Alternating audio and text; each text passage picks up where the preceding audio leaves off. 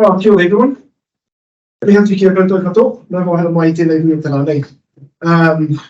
Ka mihi ki a koe e tarangatira, ke, o tēnei hui o tēnei katoa tērā.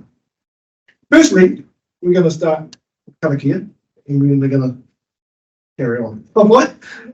We're kind of shooting from the hip line anyway. Anyway, tātou. E o mana mātou ki no te ki tau pā e te hata o te matu o te atua. Aua koe whakakino ki o mātou ingo i o mātou mate engari whakarangi e mātou. Ake aka inga me matuku katoa te takakau whakakoroiatia tāi whakatainga āmene ki ningo e te matua tama wairatapu. Āmene. We're all blessed. Thank you. Well, welcome everybody. Kia ora. Ko Jason Toku Ingoa. My name is Jason from Go With Tourism. First thing first, I would like to acknowledge my gratitude for Kat, who hosts today's kōrero, and also for being our guest speaker as well. So I sincerely appreciate that and all the mahi that you've done in the past. So on behalf of Go With Tourism, we'd like to thank you for that. And also Dave and Stephanie as well for being our guest speakers for today. I know for sure that it's going to add a lot of values for us. So we can't wait to share. We can't wait to hear what you are about to share with us today. And this kōrero is going to be recorded as well. So I would appreciate if we could have the background noise to the very minimum so that the online attendees can still tune in without any disruptions in the background. So just a bit of an introduction also, make it nice and quick, that Go Tourism's aims truly to build hospitality and tourism workforce, and we truly see tourism teachers and career advisors as important assets to build our future generations. And this particular personal development program is truly to increase the local industry connections and education connections as well, and subject content of what's happening in the tourism industry and what the future looks like as well in the future. And the topic itself is aligned with a big idea 3 from the new NCEA curriculum, that is tourism aspires to shape, enrich and empower communities and to protect and preserve the environment. So how this session is going to run is that we are obviously going to hear from Kath, and followed by Stephanie and Dave, and followed by Q&As. And then after that, we'll send you the recording along with some activities as well. So perhaps that can also add value to you as well while you continue to learn. Yeah, without further ado, I'd love to invite Kath. Thank you. So in the introduction, and I'd like to just start by thanking Go With Tourism for putting together this program. Future generations are going to hopefully preserve a lot of the work that is being done right now around changing the way that this industry operates. And without making the industry attractive, we've got a real problem, because obviously labour shortages are probably the #1 challenge that is being faced within our industry at this time. So Go With Tourism, thank you. You, Jason, and your team do an amazing job, and we really appreciate the opportunity to welcome everyone here today and to help frame up from an economic development agency perspective what is happening in the place and space around preservation of space. And I thought that with that, it might be helpful to just tell a little bit of story about what it is that we do, because there is some confusion about the work of Christchurch NZ and joined up economic development agencies such as Auckland Unlimited. Christchurch NZ is the city's sustainable economic development and city profile agency. Our purpose is to stimulate sustainable economic growth for a more prosperous Christchurch. We work to a mission of igniting bold ambition for our city. Our core priorities are to grow jobs, improve the economic, social and environmental competitiveness of Christchurch businesses, and promote Christchurch nationally and globally to people who want to do business, invest, study and live in our incredible city. In saying that, this organisation has been in existence for just over 4 years, and over the course of the last year, we have undergone a lot of consideration around our purpose and intent and what it is that we as an organisation that operates as a council controlled organisation should be doing, short, medium and long term, for this city. Aotearoa Christchurch is a small city with a big ambition. Over the past year, we have undertaken hefty projects which intend to positively shape, enrich and empower our communities while protecting and preserving the environment. The Economic Ambition Strategy looks to move from an extractive to a regenerative economy. Moving to a regenerative economy means shifting away from market systems that rely on depleting our resources to generate profit towards an economy that unlocks the potential for businesses to benefit people and the planet. And this jigsaw puzzle that I'm showing you are the three big projects that we commenced last year and that will come to fruition this year. And they are the Christchurch City Identity, and I talk a little bit about that, the Economic Ambition Strategy and the Destination Management Plans. Aotearoa Christchurch has a long and rich history of exploration and discovery. Like the greatest of quests, the path towards a regenerative economy will be neither short nor easy. We will not fully realise our ambition in one generation. Our role is to set the city's direction of travel and lay strong foundations for the future, while also leveraging local and global opportunities to build prosperity and resilience for people today. This requires a whole-of-system approach to economic development, which simultaneously invests in building all of the assets that contribute to a prosperous economy: our people, government, business ecosystems, infrastructure, and natural and urban environments. So I mentioned that we have been working on destination management plans, plural. So we are working on 2 destination management plans. One is a plan for the Banks Peninsula area, and the other is a plan for Aotearoa and Waitaha, which will pull in elements from the Banks Peninsula Destination Management Plan.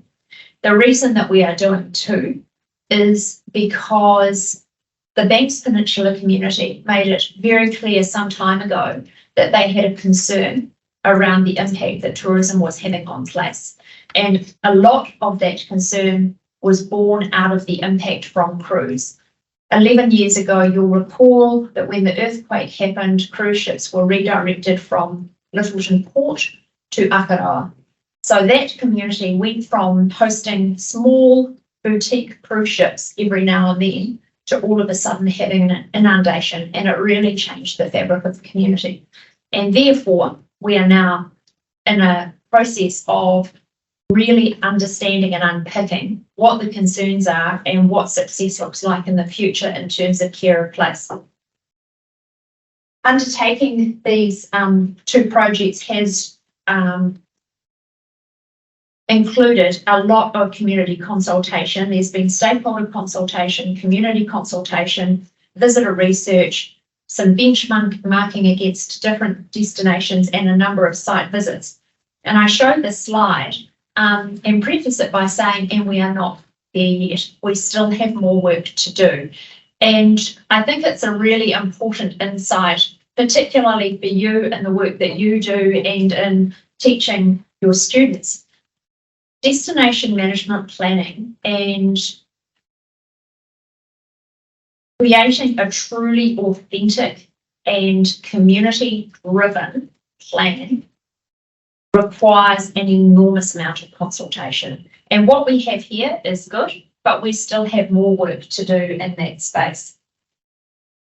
What is really interesting is as well that MB has really set the scene for what success looks like, and that they have made it incredibly clear that aspirationally their expectation is that all destinations will underpin their work with a regenerative layer.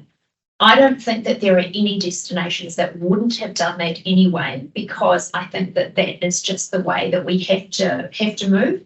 And as an industry, we are very collaborative, and we do talk a lot about what needs to happen in the future. And there are organisations such as Christchurch Airport who are leading the way in this space with the work that they are doing. So regeneration is clearly an output of the work that we are doing. However, what is unique to Christchurch's plan is that our plan is to drive managed growth at scale. And the reason for that is that, as you'll know, Christchurch was rebuilt following the earthquake, and it was rebuilt with infrastructure intended to serve a certain number of visitors, and with the ability to do so in a very managed way. We haven't achieved that. We still haven't achieved what we have the opportunity to achieve. And the reason for that is that we've been rebuilding and then COVID happened. And so what our plan, the Aotearoa Waitaha plan, says is that visitation isn't a bad thing. It's a really good thing. And it's a really good thing when you have the infrastructure to host that scale, but it has to be the right visitor. And the secondary focus of our plan is sustainability and regeneration that drives value and the dispersal across the district. So what we're saying is that we understand that Christchurch is actually a hub for a lot of economic benefit to the regions, and we need to manage that really carefully and thoughtfully. The Banks Peninsula plan, the vision is we welcome Mauri to explore our unique culture, history and geography in a way that delivers benefit for our people and Teo, the environment. The Banks Peninsula DMP is a plan for regenerative tourism. The plan examines all the ways tourism affects the area positively and negatively, and uses intentional design to make sure tourism delivers positive impacts for people and place. The plan responds to the most significant tourism-related challenges ahead for Banks Peninsula with a holistic priority of actions. And I can tell you that that plan is every bit about care of place, regeneration, environment, carbon, decarbonisation, and we are still doing a lot more work to get it right. And a big driver is cruise. And I wanted to talk to cruise because it's a really curious subject at the moment, which has had a lot of media airtime lately, particularly around the number 28 bus. So for those that don't know, there's been an 11-year hiatus between cruise ships coming to Lyttelton. And now, so this season just gone is the first time that we have welcomed ships of this scale ever that we have welcomed to Lyttelton. We didn't get a lot of notice that they were coming back. The marine borders opened quite late, and I think it's fair to say there have been a lot of learnings included for us around what not to do next season. And the community of Lyttelton have been very vocal about impact and care of place. So the reason I wanted to talk to this is it's a double-edged sword, because I'm going to share some stats. Economically, it has had a really big positive impact on Lyttelton and Christchurch. Socially, there have been negatives and positives. One of the things that was born out of cruise, in the absence of an eyesight, the eyesight was closed at the beginning of the COVID journey, was the need to have people welcoming, showing manaakitanga to our visitors. And so we put we created in our heads and hearts a program for city champions and hoped that we would get some volunteers that would want to come and warmly welcome our mauri to the city. What we got was probably in the hundreds of applications from very proud locals who are so excited about how the city has rebuilt, that we went through a massive recruitment, interview, onboarding program, and we've ended up with around 60 stable volunteers, predominantly retirees. Some aren't, some work part-time and just love the opportunity to meet visitors and to talk to them. And so these people, every cruise ship day, we run 2 shifts with at least 12 people, and on big cruise ship days, it's more like 16. Every day they come to work. There's one volunteer that's done 54 shifts. And most of them have done multiple. They've worked Christmas Day. These people have added a really incredible layer to the city. They're the people in the pink vests that when you come into the city, you see around the city, and they're there just chatting to locals. So that is really positive, because they then went on to volunteer for SailGP. They then they ended up volunteering for Trends, and they just want to be involved and engaged. So that is a positive output of Cruise, and there is a lot of other work being done in that space. I mentioned that we have also been doing work on city brand, and it's important to mention this because it's actually part of destination management planning, is really understanding who you are and what you represent. And in doing that, you can be really clear about the type of visitors that you want to attract and stick to that. And so we've done a lot of work in that space. The purpose is because we believe in balance, the harmony between nature and people. That was one of the key messages that came out. The positioning is we make space and time for play, and the promise is that we are a playground for people. And I just want to share with you a video that we pulled together for a recent event, Trends, that we held in the city. To say, waka ingoa. We bring all of this waka food together. And nowhere is this more true than in Aotearoa Christchurch. We would come together to build Aotearoa's newest and most exciting city. We can't wait to welcome you and share everything we love about our city, because we know you'll love it too. This is a city that has time and space to play, and these are our playgrounds. Places to reconnect with what matters most to you, to make new connections and unforgettable memories. What we explore here is relaxation, and art needs architecture. A place for movies and adrenaline junkies, where you can feed your mind and get a taste for our creativity. We're a city in pursuit of balance between old and new, people and nature. We believe in Aotearoa guardianship for the land and our rivers.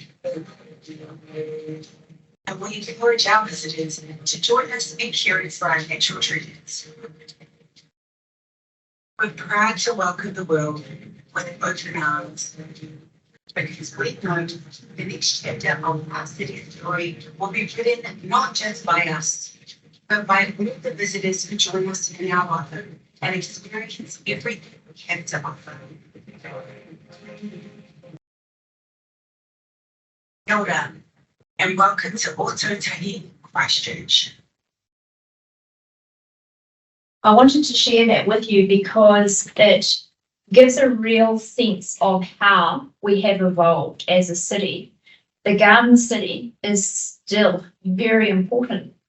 We're a city of growth, and gardens are just part of that growth story, that balance story, relaxation, and all the rest of it. So really it's an evolution. We've just evolved a bit further, and we're a bit clearer about who we are as a city.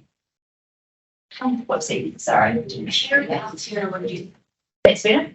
And we're just doing some activations, and I'm not going to sit on this for long, but to say that the billboard that you can see in the airport reads, if you haven't visited Aotearoa Christchurch lately, you haven't visited Aotearoa Christchurch. And really what we're saying is this place is different to what anyone remembers it as being.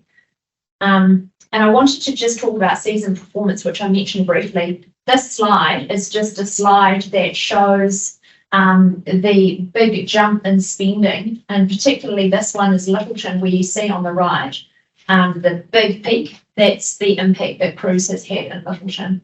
And the other thing I just wanted to talk to, which shows this wee jump, is at the moment, and we're talking about preserving place and attracting the right visitors.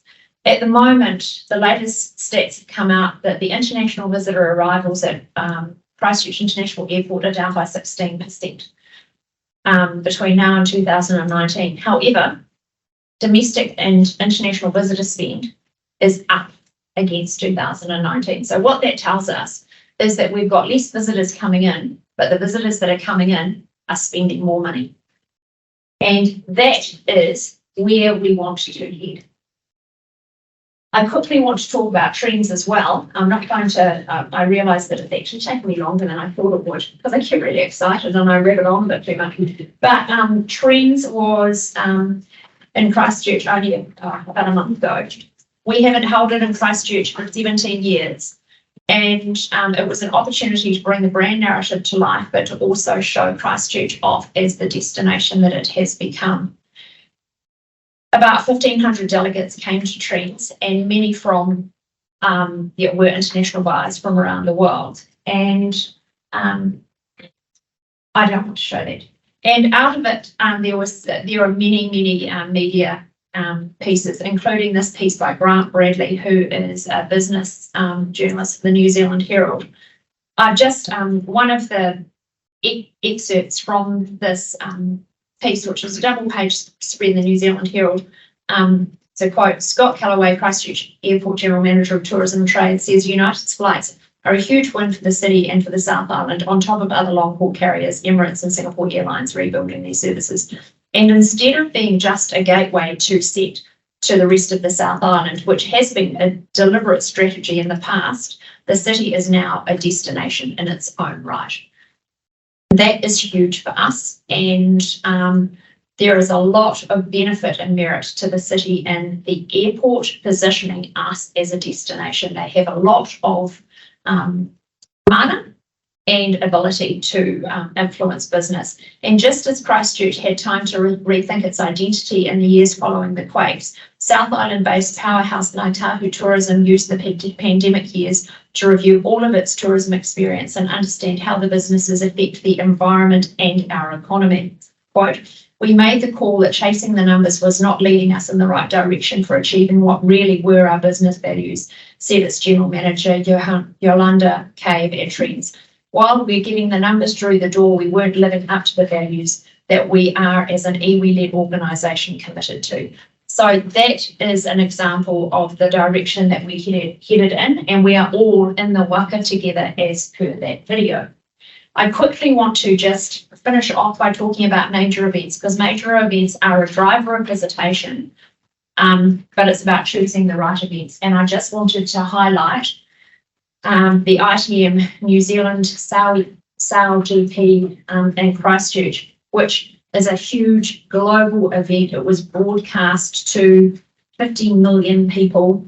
We got 90 pieces of coverage, which had an estimated advertising value of 3.4 million. But the biggest thing about this event is the audience that it actually captures. So those people that it was broadcast to are highly influential. And also they know Sale GP for the event that it is, which is one of the most sustainable events in the world. That Sale GP is a carbon zero event, and they have an education program. They came and engaged with schools, you are probably aware, and involved with it, and they want to leave a lasting legacy. So it's about, as a place, choosing the right events to partner with. And that's something that we are very, very aware of. So looking ahead, we're aware that inflation is going to have an impact, and is starting to have a big impact already. We no longer receive central government funding, which is going to have an impact on the work that we can do, so we have to choose wisely. The national picture is looking weak, but Christchurch remains strong. Our responsibility as kaitiaki of our place is increasing, and our mandate and strategic focus is cemented. We are getting clearer on what we should and could be doing. And the last slide I'll share with you is just in my area, leading the tourism team. We're really conscious that the space that we have the most impact in is in establishing really meaningful business-to-business relationships with organisations that are going to drive the right visitor, that are going to have the most impact on place. And it's about us telling the right story to get the right business to come to the city, and choosing the right countries to partner with. So that's probably it from me. That's my 10 minutes at least. Thank you. Thank you. Who has heard of Pure Pods? And marketing's everything. This is good. Fantastic. So what I want to do today is just talk to you about how we approach building a business with sustainability actually being quite at the forefront right from the beginning. So we've got a bit of a reasonable history. The idea came about 2010, 2012, and it was kind of like a backyard project for a couple of years. You know, a couple of engineers getting together and saying, how can we build this thing? But the actual idea behind it came from travelling overseas and seeing all those beautiful pure New Zealand adverts where you've got these amazing landscapes, nobody around, and saying, how could an overseas visitor actually experience that seclusion without having to go into a backcountry hut, bring their tent, or share a hotel with lots and lots of other people? So, and even with your backcountry hut, what if we just got one little wee window out of it and 10 other stunning people have been hiking all day? So how can we create that luxury experience? So that's really where the glass idea came from. If you want the experience to be about what's outside, but you want to be able to have it as an all year round experience, no matter how cold it is outside, and you want to be able to do it in with a small footprint, then you're going to need this sort of glass approach. But that also does bring in the privacy aspects. If you're going to be having a big glass building, you have a beautiful shower with floor-to-ceiling glass walls, you're going to want to make sure there's nobody wandering past. And you're certainly not going to want to stack 6 of them up side by side. And you're not going to want to have a shared kitchen facility or shared toilets. So a lot of glamping style things, kind of that's with the glamping tents, the yurts, they're quite communal facilities, and there's quite a lot in one place. So we didn't want to go down that approach. We wanted something quite different, but we wanted to do it in a sustainable way. So really what we come back to is our key themes there is, can we provide that uninterrupted and unforgettable experience and make it completely unfiltered? So you can put your filters on your IG account if you want, but you shouldn't need to. It's beautiful out there already. So for those of you that aren't totally familiar with it, while I talk, you can look at some pretty pictures. I'll set that over there. So you can see with our experience is it's about that being completely away. And the original concept that I back to the beginning was actually designed for nature lovers, like people that want to get out to nature. But what has actually ended up happening is it's become a really romantic getaway. So amongst the New Zealanders that are staying, it's predominantly people with special occasions. We have a lot of marriage proposals. It's a lot of honeymoons, birthdays, anniversaries, people celebrating their retirements. Only babies have been made, but I don't want to know too much about them. Let's speak about it. And then from the international visitors, they actually have quite a few categories. So when somebody says to me, well, what's your demographic? So, actually, I've got about 6. Can I tell you all of them? So yes, we've got the nature lovers. They want to be there, sit there in the silence and just listen to the birds. Maybe go for a hike during the day. But there's the younger ones that are definitely there to prove that they could say something unique and have their photograph to put on social media to show off. That's definitely a category for us. There's the romance market. Honeymoons are really big, especially out of India. One person comes on a honeymoon and we get all their friends as well, it seems. Wow.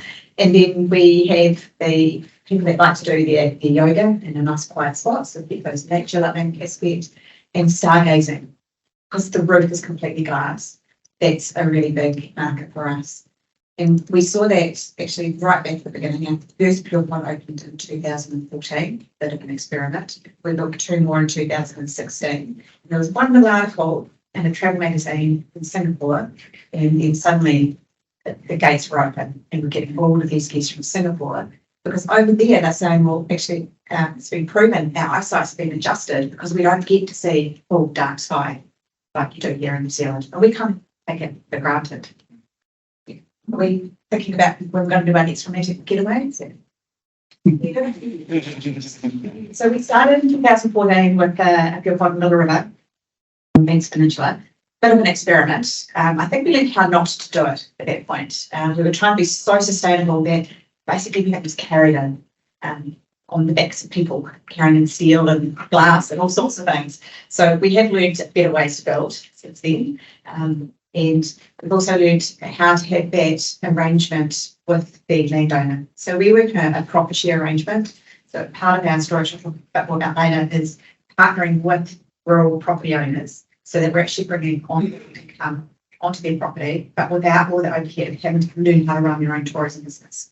So I'll touch on that a bit later. So we started here in Canterbury, and we're very proud about how many pure pods we've had in this area. So we go from Banks Peninsula right through the Krakowa. And then we started to expand, and I've been wanting to do it since 2017, and then finally last year we did it. Got 2 on Stewart Island in a conservation reserve, so behind a predator-proof fence, on an area designated as outstanding natural landscape. Pretty tricky to get resource consent for that sort of thing, but I'll just bring that up because it sort of shows that our building and the way that we build and what we're building, the sustainability factor that we bring into it is allowing us to build in these areas and operate in these areas. That can take some convincing.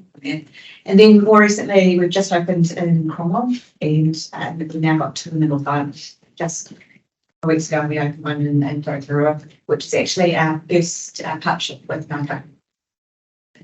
We started there and hope that we can bring more things. Let's have a bit of a talk about the concept and the experience. So one of the things about our business, which is quite different, and it plays into a bit of the fact that Keith brought up about labour being one of the most difficult things at the moment for tourism. We've actually got quite a dispersed model. So we have a head office here in Christchurch, we have a marketing team here, we have a reservations team, but the actual operating, cleaning between guests, that's actually done by the property owners or somebody they contract locally. We use local food suppliers, in some cases it's actually the farmer themselves, using fresh produce straight out of the garden. It's an amazing story in that way, and it plays into our aim of bringing on-farm income into the area. But it also means that we disperse when it comes to the issues with labour. So maybe there's an issue of getting some cleaners at one particular location, but we've spread our risk at some of the others and giving ourselves time to get something sorted if something happens to a particular cleaner from there. The other part of that concept is that it's an adventure or an experience rather than accommodation. So we provide the guests with the instructions for finding the pure pod at time of booking. You can't find, or Google does try to make it more difficult to be secret these days, but we don't list the address anywhere. It's part of the sort of exploration that you're going on. So they park up their car in the car park and they need to go for a wee nature walk, anywhere from a couple of 100 metres to 1.25 k's. They need to choose the pure pod that suits their fitness level. We could make it that they drive right to the front door, but that's not part of the experience that we're wanting to provide. I jokingly say you need to earn the right to such a beautiful thing. And one of the interesting points too, if you think about from sustainability business perspective, quite early on, we took a mark to say we'd like to be certified, but we didn't fit the box. So we are 5-star gold, but we don't tick the boxes. We don't have hair dryers because that uses too much power. Back in the day, when everybody wanted to have their own little shampoo and conditioner, we've never done that. We've always been no single-use plastics. We don't have a reception or a business centre or a swimming pool or any of those other things to be 5-star. So we had quite robust discussions with the team at Hallmark about how to make what we're doing, which fits the whole pure New Zealand approach and what everybody's saying they want, and we're trying to do now, but the system wasn't set up for it at the time. So a couple of years, but we got there. So from 2018 onwards, we've been starting. We joke is that the guy that comes around each year to do the qualifications says, what can I talk about? What can I tell you to do? You're paying you to give us some useful information. So this leads on to talking about the tourism sustainability commitment. We were a really early adopter to it. I'm presuming that you're familiar with the sustainability commitment. Yeah. So for us, it was a no-brainer because it represented everything that we wanted to do right from day one. And that while we are a small business, we may not be able to do all the full level of reporting that some of the bigger businesses are doing against it. But every decision we make, we're balancing 5-star luxury with a sustainable approach, what we do.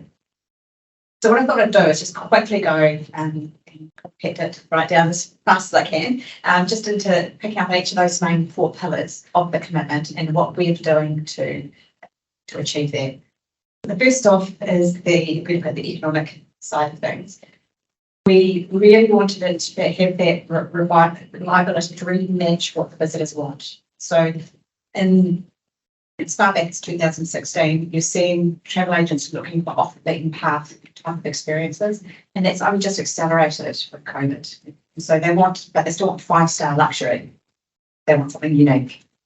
And the good thing about building a network, what we like to call a collective of pure pods, is that somebody can stay in one pure pod and stay in another one and know that the facility is going to be exactly the same, but what's going to be unique is what they see at the landscape. Everything in pure pod is transparent. Even the bed head is transparent because it's what's about outside. And they know that when they go from one pure pod to the next. So pod hopping is now a thing. So we also had to really test our model, see how we were going to have this first approach to cleaning and making sure that it's always at the same standard, and what products we put into a pure pod, and how we deal with food. So we had to really work through how to scale the process to ensure that the same level of experience is at each location and still adheres to what our values around sustainability. We don't want a particular cleaner to decide they want to start putting plastic bags and everything because it's easier for them. We need to make sure that how we've set up the process to be is maintained. And that's all part of that process from there. And then it's about ensuring that the returns are high for the amount of time and space on farm that we're utilising. So it's worthwhile for the farmer. What's really good for them is, other than doing organising something to clean between guests, they don't actually have to do anything else. There is no need to meet guests. There is no need to be involved in the booking or asking guest questions or anything like that. We do it all for them. We worry about the building consents and resource consents and getting the whole thing built. So it just means for them, they can make this investment and get this return, and all they need to do is resource the cleaning between guests through the food supply. On the visitor side of things, we've got really high visitor satisfaction. So I would say that it's so infrequent that we get any negative feedback that when we get it, we take it so to heart because it's such a shock to us that somebody said they didn't like it. We do some analysis on it. We find that the people are saying, I didn't like having to walk in, or I want to use my hairdryer, that they were all people that had been given, say, a gift voucher or had been a surprise. The boyfriend thought it was an amazing surprise, and they're talking around in their high heels and their nice dress because they thought they were going out for a nice dinner. So I think we pride ourselves on that fact that we've got such a high satisfaction level, and we have to work really hard as we scale to maintain that really high level. So set the right expectation and then hopefully exceed that. And the other thing I would note is I think that we've got quite a high feedback level. So it's around about 64%. All guests will provide us feedback in some format. I think from talking to other operators, that's a little bit unusual. So can't reach me, not wrong. But for us, it's so important. Every single one of those pieces of feedback is analysed and tracked so that we can see if there's any patterns and so we should change. So special occasions we talked about before, and I love it when I see things that it's something I'll never forget. It's that we'll get some people that will have their engagement, come back for their honeymoon, then for their anniversaries, and we love that. So I did talk a little bit about privacy and seclusion, and this is kind of why, is that you are in the middle of nowhere. I don't know why the guy sent me the photo of him sitting on the toilet. We do get some strange photos as well. But it is one thing, we get a lot of user-generated content. So I think somebody said that they've seen some of our things on Instagram. A lot of stuff we've been copied into stories and guests they're just so excited about their experience. So it's a very sustainable way to market. This wants to keep looking us on share. On the community side, I've touched on this a little bit.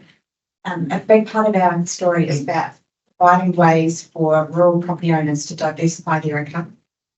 And also maybe step their toe into the idea of doing tourism if they're not particularly familiar with it. We've just recently partnered up with a group called Agritourism NZ, who are running around the country helping rural property owners work out how to get into tourism. And they're a perfect fit for what we're trying to achieve because we're an easy way in. We've talked to some EV groups as well who are saying, we've got this land, but we don't know as a group, we don't have this tourism skills yet, we don't know how to get into it. So we like to think that we're kind of a way in as well. Yeah.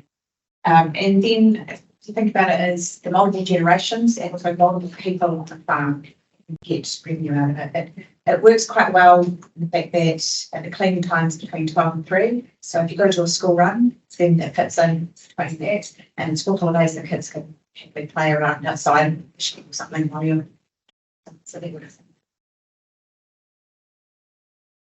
It's just a little bit on why farmers want to partner with us. And one of the big things that's come through is having this regular monthly income. So yes, there are dips in the slower seasons, but compared to on a sheep farm, particularly a strong wool type of sheep farm where they're not getting the best returns at the moment, they'll have something they know that they're going to be getting this regular income. The bank managers are quite happy rather than waiting for that one time a year that they sell people. So then lastly on the environmental side of things, it's really interesting to start to write things down because for us it's just what we do. We're not trying to do it to tick a box or be say that we agree for the sake of it. We wanted to operate in areas of nature and we didn't want to create issues with what we were trying to do. So the original pure pods actually had glass floors in the hope that we could even have the raised off the ground and plants would carry on growing underneath. We did find that we grew quite a lot of weeds and bark that was down there and a few hedgehogs wandering through. And so we had actually changed that because the cost of that glass floor and the cost of keeping it not scratched outweighed the benefits of having grass growing underneath. But that was the idea, was that having less impact than a tent, which kills off the grass. Didn't quite get there, but close on it. We treat all of our wastewater on site, so depending on the location, depending on the system we use. So tiger worms are busy little creatures, and that means that the water that's treated, we use irrigation on the nearby paddocks as well. So it's important to us. We did look at composting toilets.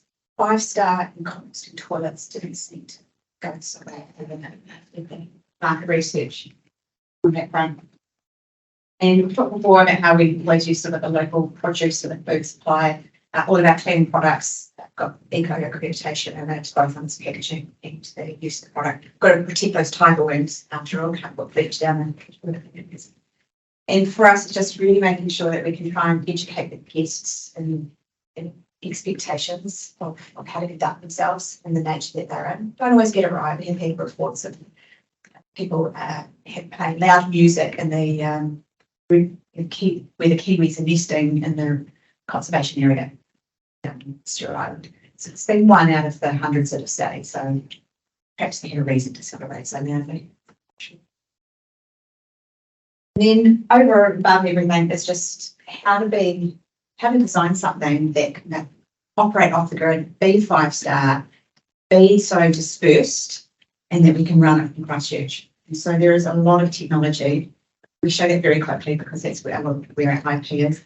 So a lot of technology running a pure pod. So at any point in time, I could grab my phone and go, oh, that's what the solar power's doing, this is what battery levels at, well, this is how much water they've used, let's turn the heating on, what temperature is it inside. So all of that information is just sitting on my phone. If I needed to, I could start a backup generator just by clicking the button. And that's the bit that I don't talk about much. That's where all the real cost is in the business. But it also means that we don't have to have so much, we can get away with being off the grid, building redundancy into it, because we can anticipate that there's going to be an issue by all the data that we're getting. So if we're seeing issues with the hot water temperature starting to drop, we can get some alerts and going, oh, are we, the solar batteries running low? That's sort of where I wanted to sort of wrap it up. I hope that's kind of my topic for what you were after. That's beautiful.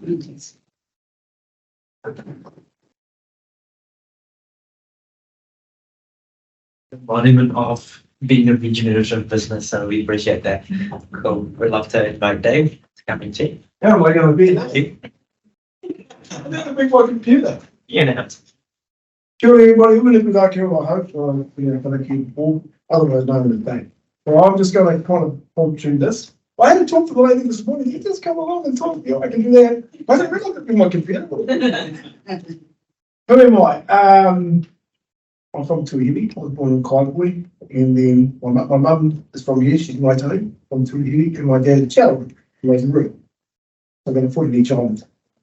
And I was born here in Kaikoui and grew up for about 5, then moved to Aotearoa when we were kids, and we stayed up there, and my dad was, reached that generation, were very heavily involved in culture. So we were doing cultural performances in town back in the 1960s, 1970s, to raise money to keep the mauri going, to build dining rooms, to build, upgrades. And we did it quite successfully. It was a great model, and all the guys around there were able to operate and function properly. And a lot of them didn't have toilets and all that kind of stuff. So it was a really good way of them to be able to come in, and each but I would have their turn and they'd provide the performance and then come and go out. And then the next group would come, and it was good. It built community. It was one of the things it did build, and then it grew.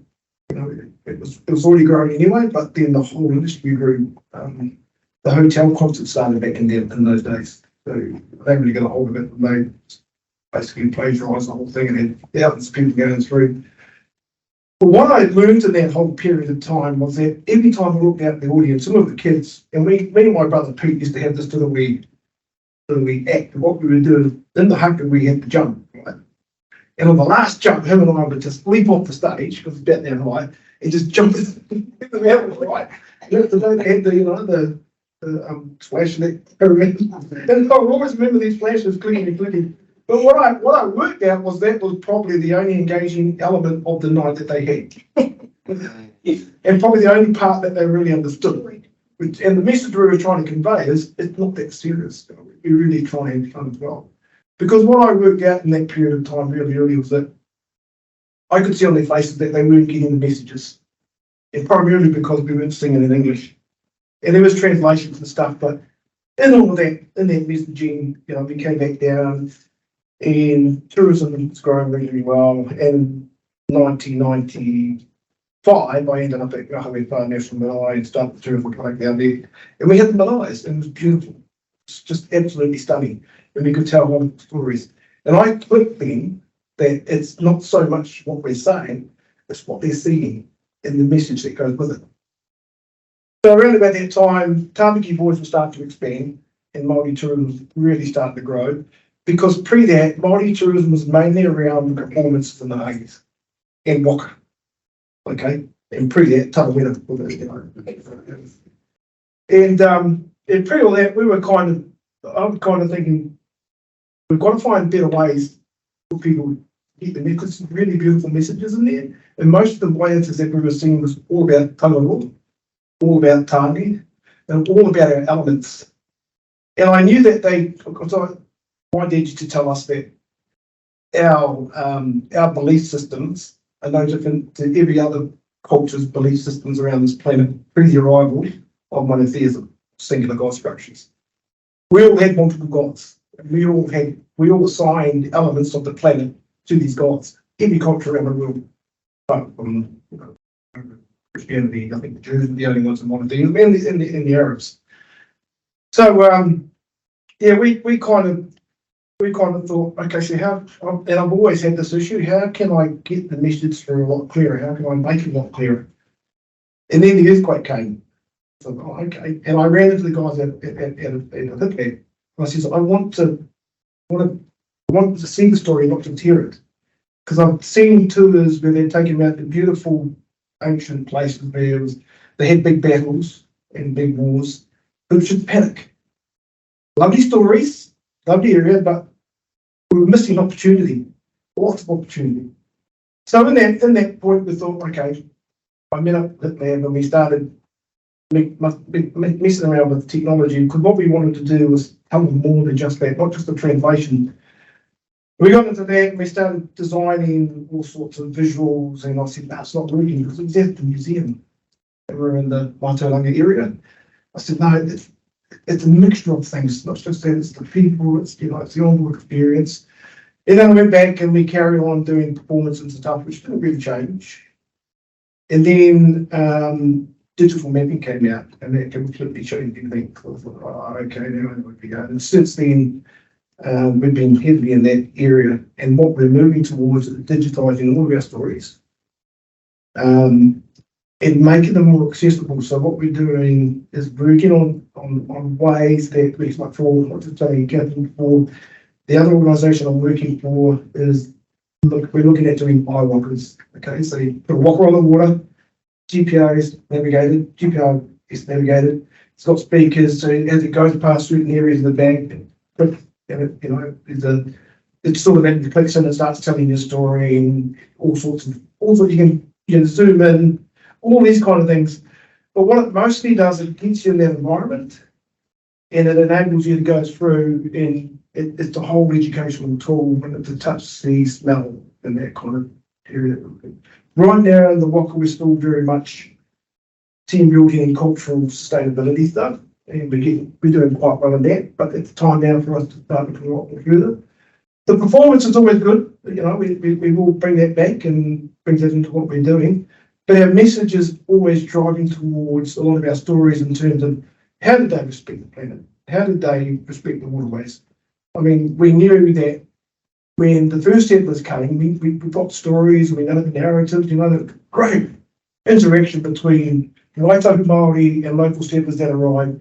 There was enterprise, started enterprise. There was the hemp trade, it was flax, and they would move that off, and they were doing really, really well. So we kind of want to head back down that path and share that knowledge, and it's now moving more and more towards the whole sustainability of the planet. It's gone from singing songs and doing hundreds and stuff to seeing visuals, and now we're in the space where we go, okay, we've got all this lovely information. How do we make it so that the experience is more transformative? And that's the space we're finding. I was talking to Gav before, and we're working out a way to get back from Brighton. If we take the Walkers into Brighton, how do we get back? They want to do the water again, and then there's a moat. That's a good idea.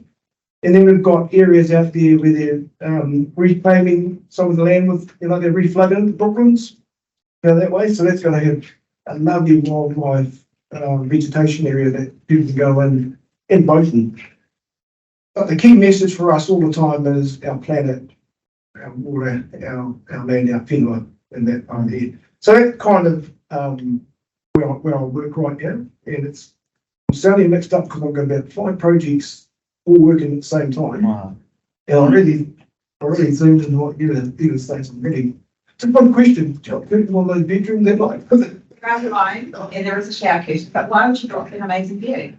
I mean, there's nobody else out there. So. I was just wondering. Yeah, there's no one there, absolutely. My question, farmer, no. Like, most of the farmers I know go for wanders all over the place. No, I'd like to come out in the morning and there be the farmer.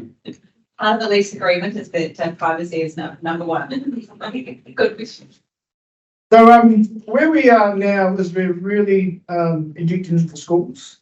What COVID taught us was that we need to get back closer to our domestic and our local market. Nobody was seeing what was going to happen.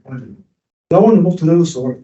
When I moved into this industry, I saw the performance in the meal as a sure winner. It was. And we just didn't think anything was going to interrupt that until we realised we weren't talking to our own people. COVID got rid of all that. And now it's all of a sudden moving in that direction.